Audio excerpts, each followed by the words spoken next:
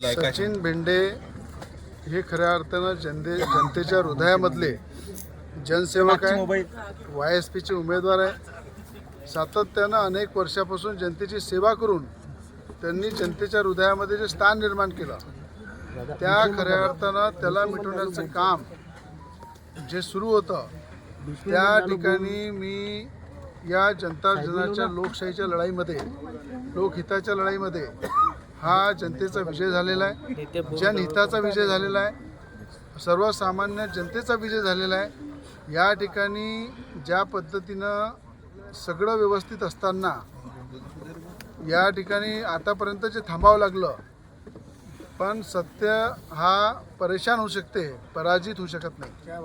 आणि या ठिकाणी लढना भी पक्का आहे और जीत भी पक्की आहे। आणि मी राज्याचे मुख्यमंत्री देवेंद्र फडणवीस साहेबांचे आभार व्यक्त करीन की सत्यासोबत ते उभे राहिले, आणि राज्याचे महसूल मंत्री चंद्रशेखरजी बावनकुळे साहेबांचे आभार व्यक्त करीन की सत्यासोबत ते उभे राहिले, त्याबद्दल मी त्यांचे आभार व्यक्त करीन। आणि जीत पक्की आहे और सचिन भेंडे लढणे। त्या ठिकाणी मैत्रीपूर्ण होत असणार। आता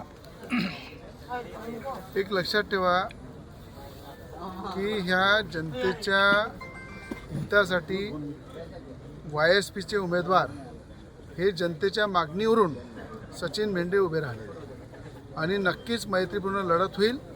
आणि त्या मला असं वाटतं आता लढत राहिली नाही आहे, कारण की हा जो सकाळी 10 वाजतापासून तर आता या ठिकाणी ज्या पद्धतीनं हे चाललं आहे, प्रत्येक साईनगर प्रभागाचा एक एक व्यक्ती, अमरावती शहरातला एक एक व्यक्ती, एकच लक्ष होतं, आमचा सचिन भाऊ उभा राहिला पाहिजे, आमचा सचिन भाऊ जनतेच्या या मैदानामध्ये लोकशाही पद्धतीने लढला पाहिजे। आणि त्याला थांबवण्याचं जे काम केलेलं आहे, त्याला आता थांबवायचं काम इथून सुरू झालेलं आहे।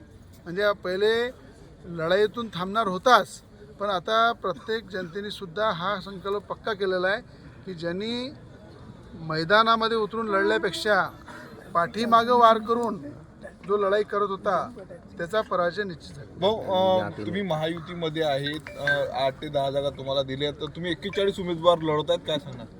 आम्ही या ठिकाणी ज्या ठिकाणी भारतीय जनता पार्टीचे उमेदवार मजबूत आहे त्यांना आम्ही निवडून आणणार आहे, ज्या ठिकाणी युवासेना पार्टीचे उमेदवार मजबूत आहेत त्यांना आम्ही निवडून आणू। हे आमची मैत्रीपूर्ण लढत राहील, दोस्ती पक्की आहे आणि जीत भी पक्की आहे। ओके।